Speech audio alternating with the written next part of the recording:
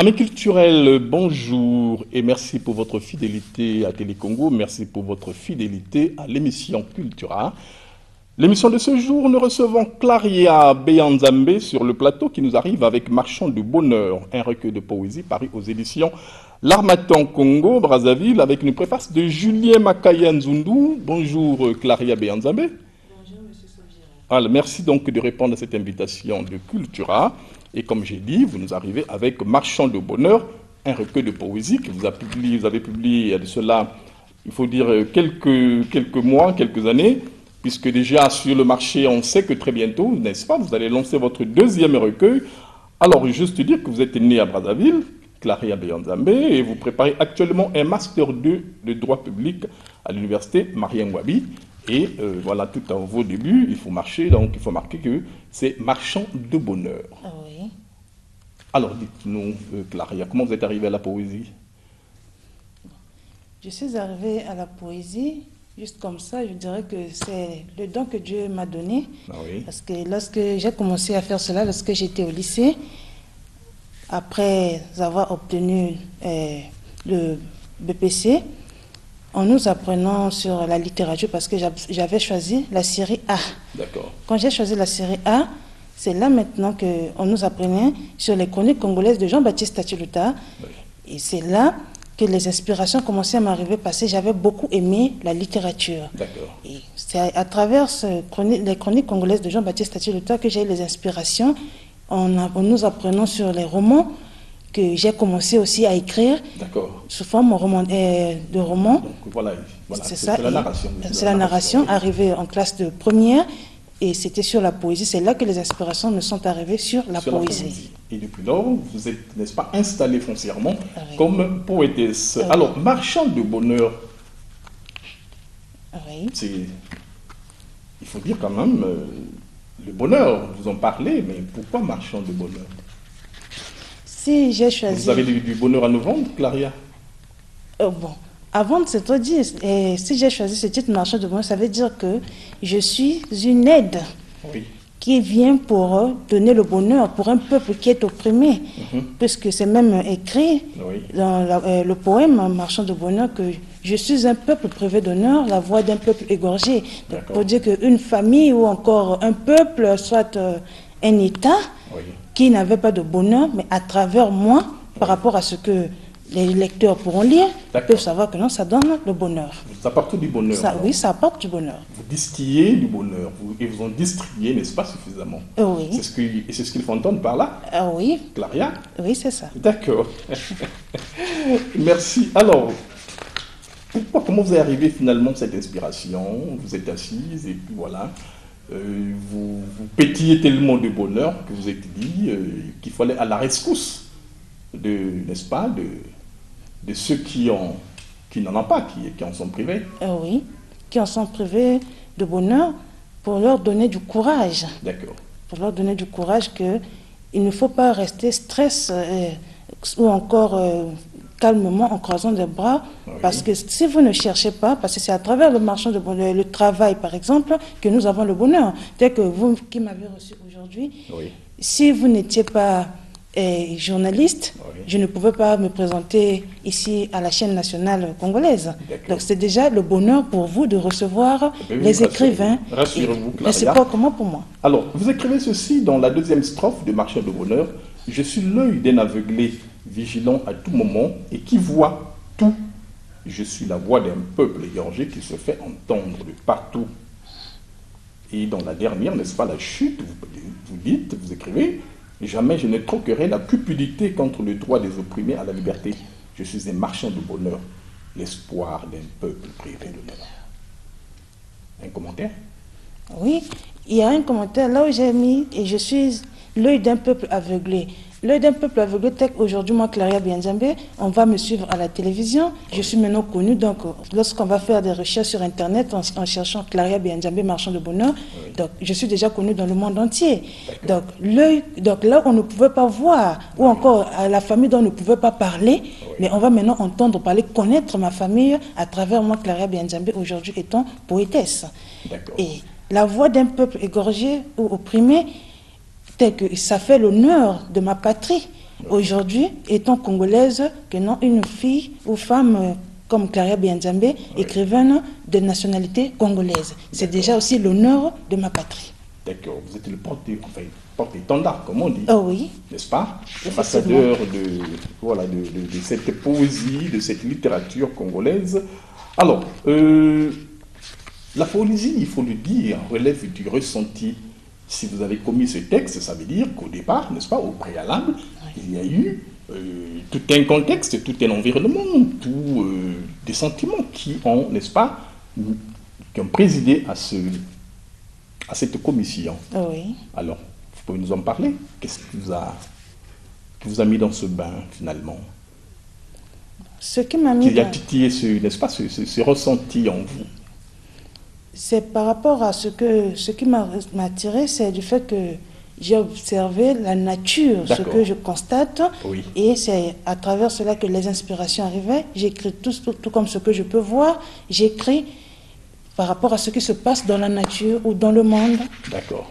Tel que j'ai parlé, il y a même d'autres titres là-bas, Lève-toi et marche, pour les gens, par exemple, étant malades, de ne pas être trop stressés, avoir seulement du courage. Vous pouvez aussi avoir, après avoir fini avec les études, vous avez besoin du travail, mais le travail n'arrive pas. Mais il ne faut pas être stressé, il faut seulement continuer à chercher. Il ne faudrait pas rester les bras croisés. Il faudrait travailler, chercher même à faire soit le commerce, en attendant que l'arrêté ou le décret va sortir, étant fonctionnaire ou autre travail. Alors, Clara Bianzambé, je vais vous inviter à nous faire lecture d'un texte que vous prendrez comme ça, au hasard, ou certainement que vous êtes préparé. Alors, c'est quel texte, Clara, qui vous... Tout de suite, s'il y a un texte que vous aimeriez nous lire? Oui, puisque tout ceci, ce ne sont que mes inspirations, donc peu importe le choix que je vais faire, je vais le lire. D'accord. Et c'est quel texte? C'est le texte Conscience citoyenne, la page 24. Page 24. Oui, nous y sommes. Oui. Conscience citoyenne.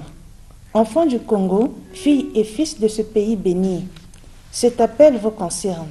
Prenez conscience de votre sacré devoir. Le Congo est votre premier patrimoine. Oui, le Congo vous appartient. Soyez jaloux de ses richesses, soyez jaloux de ses beautés, défendez et protégez-les. Défendre ta patrie est ta promesse. Défendre ta patrie est ta seule prouesse. Défendre ta patrie reste ta seule gloire. Enfant du Congo, inaliénable restera ta patrie. Inoxydable est ton indépendance. Inviolable restera ton flambeau. Merci. Alors? Ici, j'ai voulu dire que nous, étant des Congolais, nous devons être fiers de notre patrie, de se réveiller, d'être conscients.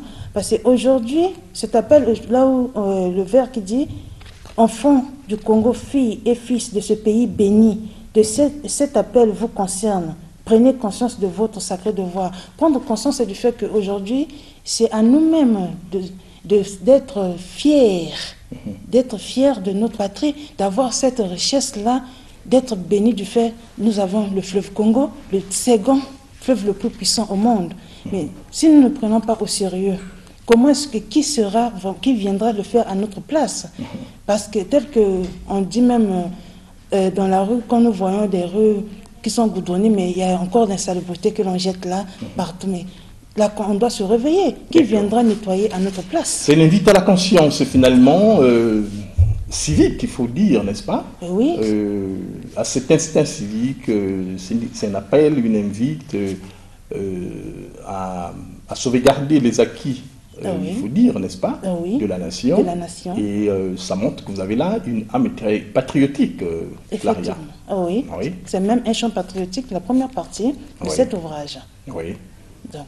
Alors, ces sentiments-là, ces sentiments très patriotiques, de se vouer entièrement à la patrie, de se vouer entièrement, n'est-ce pas, et jusqu'à arriver à cette invite d'en être jaloux. Oui, être jaloux de... Qu'est-ce qui pousse à ça? C'est quoi les motivations? Oui, la Claria? motivation, c'est de se lever et de travailler, de ne pas rester là, bras ballants, sans rien faire. Oui. Parce que tel qu'aujourd'hui, on peut nous goudronner la ruelle comme ça et mettre des caniveaux, mais non. Moi, je ne vais pas balayer parce que je dis que non, il y a balabal à l'État. L'autre peut attirer mon attention que non, comment est-ce que la verdure est déjà remplie et vous laissez, vous jetez encore la saleté là-dedans. C'est pas quand même normal. Oh non, il y a encore balabal, non, il y a balabal à l'État. Selon, comme on le dit, à la langue nationale. Mais c'est pas quand même normal. Donc, qui viendra faire ce travail-là à la place de nous, les citoyens congolais? C'est personne d'autre. Mais si nous-mêmes, on ne prend pas d'abord soin, puisqu'on dit que la charité bien ordonnée commence par soi-même, est-ce que les étrangers que nous recevons vont-ils respecter la danse? Ils vont suivre la même danse, mais ils ne vont pas respecter les normes normalement. En tout cas, merci pour cette âme patriotique. Il faut le dire que l'arrière Bianzambé, c'est pas tous les jours, n'est-ce pas, qu'on est en face ou qu'on se retrouve en face des gens qui sont très jaloux des acquis, n'est-ce pas? Des acquis publics, des acquis, et donc qui invitent finalement à cette conscience civique. Oui, à cette conscience civique, et c'est ce que vous faites, autant également que vous parlez de l'école, ou qui est finalement ce centre, il faut dire cet espace d'apprentissage, mais également un espace où se créent des relations, où se créent des amitiés, et un espace, il faut dire, totalement cosmopolite, puisqu'on ne sait pas de qui est de telle ou telle autre ethnie, et vous le mentionnez très bien. École, je m'en vais lire le texte, école, auberge d'amitié, en toi naissent des familles, quel autre endroit est aussi instructif? Puisque tu m'entraînes dans le domaine mental, tu réussis à m'apprendre à lire, à écrire et à parler. Comme le plaisir m'arrache les mots, je ne trouve naturellement pas de phrase pour commémorer ta découverte et la vertu. Sans toi, rien de l'avenir n'est intelligible. Merci pour ce texte qui, finalement, vous voyez, nous présenter cet espace d'apprentissage. Mais il n'y a pas que d'apprentissage, il y a aussi, n'est-ce pas, il faut dire, finalement, c'est un espace également d'éveil patriotique, puisque vous le mentionnez. C'est un espace également où naît, finalement, il faut dire, ces sentiments ou cet amour patriotique. C'est un espace où se créent des relations de toute nature. C'est un espace qui... Et vous le dites avec des mots simples, mais il faut dire très denses. Oui. Dans l'école, c'est seulement comme vous l'avez dit, Monsieur Sauvira, où naissent les familles, tel qu'à l'école, là-bas, aujourd'hui, nous envoyons nos enfants à l'école. Nous-mêmes, les parents, nous sommes à la maison. Après avoir accompagné nos enfants à l'école, nous retournons à la maison. Et là-bas, l'intervalle de 6 heures jusqu'à 12 heures que les enfants sont là-bas à l'école, ils sont en train de créer aussi des familles. Et en faisant des connaissances avec les enseignants, en faisant des connaissances avec les amis, et ça crée au fur et à mesure, donc ça crée déjà des connaissances entre eux, et ils apprennent à lire, à écrire à travers les enseignants. Et après, à la fin des cours, leur sortie directement, et ils font des connaissances. Il y a d'autres qui vont aller accompagner les autres dans leur zone, et l'autre se change, l'autre va encore accompagner les autres. Et au fur et à mesure que vous grandissez, si vous êtes dans un même quartier, et ça donne aussi déjà, ça crée une famille. Et chacun peut partager des secrets l'un face à l'autre. D'accord. Alors, il faut mentionner que votre ouvrage, votre recueil de poésie, n'est-ce pas, est compartimenté en deux parties. La première partie que nous venons naturellement d'essayer un peu de décrypter, où il y a finalement ces sentiments patriotiques, où il y a cet amour des acquis, où il y a. Mais l'amour comme Eros, vous le mentionnez bien, c'est dans la deuxième partie. Et là, on voit finalement une Claria qui s'extasie, qui s'ouvre, qui nous présente, n'est-ce pas, des choses encore à un autre niveau, n'est-ce pas, d'autres sentiments. Allons-y. Alors, un texte pour la deuxième partie, Claria? Oui, il y a un texte pour la deuxième partie qui me vient au hasard au mot. Ma rose. Ma rose, c'est quelle page? Page 38. Page 38. Oui. Ma rose. Je t'appelle Rose, non parce que tu es rose, mais d'égale rose. Que vois-tu? Je veille sur toi, oh, comme à la prunelle de mon œil. Puis-je te dire que je te sens frêle, oui, fragile, sensible à tout vent. Je n'ose plus te regarder, viens t'étendre sur la plage en attendant l'aube. Nous danserons à coups du flux et du reflux le sens de notre existence. Ouais. Très lyrique, Claria. Ah oui. Un lyrisme très entraînant, il faut le dire. Ah oui. Alors, un commentaire? Oui, je dis qu'il y a un commentaire du fait que je t'appelle Rose. Non parce que tu es rose, mais d'égal rose. Ça veut dire que la personne n'est pas rose, oui, mais on l'appelle rose parce qu'elle est d'égal comparatible à une rose. D'accord. C'est comme le cas de l'amour sentimental entre le mari et la femme. D'accord. Donc c'est un homme qui s'approche auprès de sa petite amie ou encore de sa fiancée ou sa femme, que je t'appelle Rose, non parce que tu es rose, mais d'égal rose. Oh, que vois-tu? Je veille sur toi, oh, à la prunelle de mon œil. Puis-je te dire que je te sens frais, donc pour dire que sans toi, je ne peux pas. D'accord. Oui, il y a un lyrisme très profond et, comme j'ai dit, très entraînant. Merci. Et il faut dire que cette deuxième partie, n'est-ce pas, c'est une vraie consécration à l'amour, à l'amour, à la nature également, ok, et finalement à tout ce qui, finalement, il faut dire, vous entraîne un peu dans ce labyrinthe. Et on s'y retrouve, n'est-ce pas, quand on est très romantique, quand on est très... c'est aussi l'amour de la mer, puisque vous parlez aussi de la mer, vous parlez de l'énigme. Mais tout, n'est-ce pas, il faut dire, tout gravite autour de l'amour. Oui, okay? L'amour fraternel. Tout gravite autour de ça, et c'est une âme, n'est-ce pas, féminine qui s'exprime, qui nous dit le meilleur de lui-même, il faut dire, enfin d'elle-même, le meilleur d'elle-même, n'est-ce pas, et c'est bien aussi de nous partager ces sentiments qui ne sont pas, il faut dire, qui ne sont pas neutres, mais enfin, voilà, amour, tu es ce vaste, voilà, c'est le texte Amour à la page 41, tu es ce vaste champ de prédilection où les hommes, dans leurs différences, viennent chacun jeter leurs semences. Tu es ce symbole sacré saint où les hommes viennent chanter, viennent chacun prêter serment. Tu es symposium multidimensionnel où les hommes viennent chacun jouer leur chance. Mais tu es ce grand train d'union qui lie les cœurs aveuglés, amour temple de la paix des cœurs, coffre fort du secret de la vie intime. Je sais que tu sais que demain tu m'emporteras à mon tour. C'est très entraînant. C'est lyrisme, comme je dis, très entraînant. C'est très entraînant, oui. Parce que ici, là, je parle de l'amour sentimental.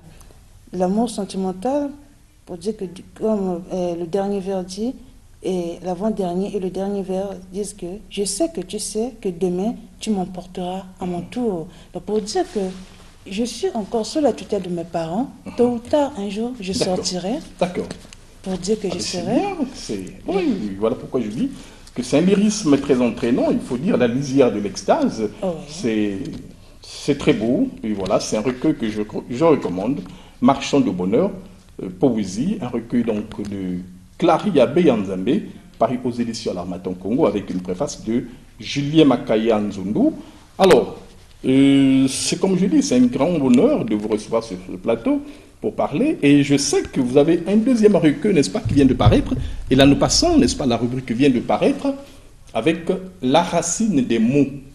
Et là vous avez une préface du prince Arne Matoko, avec les éditions Kemet. Donc là vous venez de changer les éditions, mais chez l'Harmattan Congo, vous avez, et nous en parlerons très prochainement, puisque vous allez présenter ce recueil très bientôt, et vous reviendrez certainement, et très certainement sur ce plateau, pour ensemble essayer, n'est-ce pas, une fois de plus, de décrypter la substance poétique, pour ne pas dire la charge poétique, la charge émotionnelle qui est la vôtre.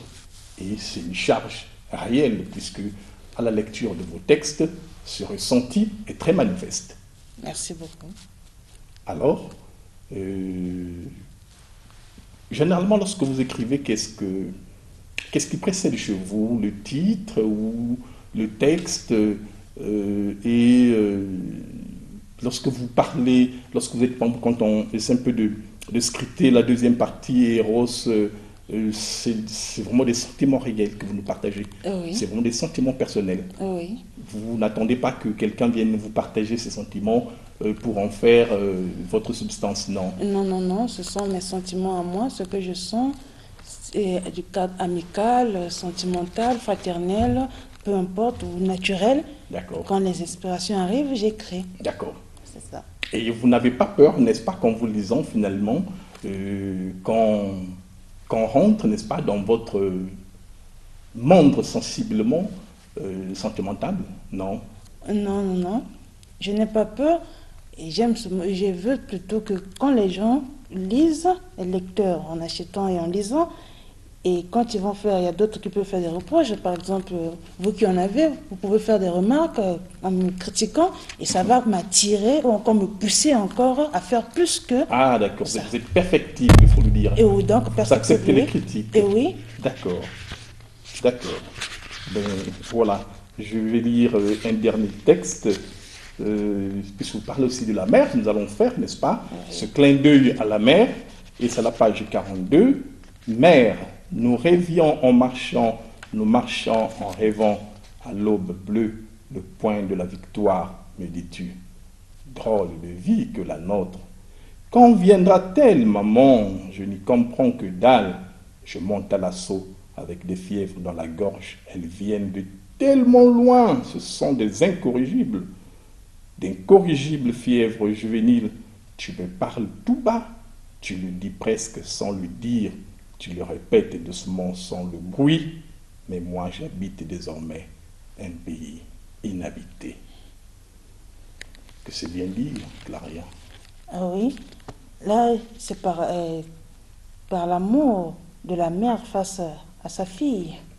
Parce qu'aujourd'hui, l'enfant malade ou encore le père, le mari malade, c'est toujours la femme qui se lève, qui est la maman. Donc, la mère, ce qu'elle fait pour moi, ma mère, voilà pourquoi je me suis rappelée d'elle, du bienfait qu'elle me fait, et que j'ai écrit ce poème-ci pour elle. Mère, nous revions en marchant, nous marchons en rêvant, à l'aube bleue. C'est le partage, n'est-ce pas, des mondes, il faut dire, sensibles entre mère et fille. Entre la mère donc et la là, fille. Il y a une vraie complicité qui s'établit. Oui. Il y a une vraie filiation qui s'établit. Effectivement. Il y a la filiation parce qu'aujourd'hui, la fille, quand elle peut avoir un petit ami ou encore elle peut soit tomber enceinte, elle ne passera pas directement informée à son père. Ça serait à travers la maman, qui est le carrefour, si je peux dire. Donc, ou encore ce qui peut se passer dans la rue là-bas pour sa vie privée, elle viendra d'abord rendre compte à sa mère. Avant, maintenant, c'est la maman qui va informer à son époux et les deux sauront que faut-il faire et quels conseils ils vont donner maintenant à l'enfant ou encore à la fille.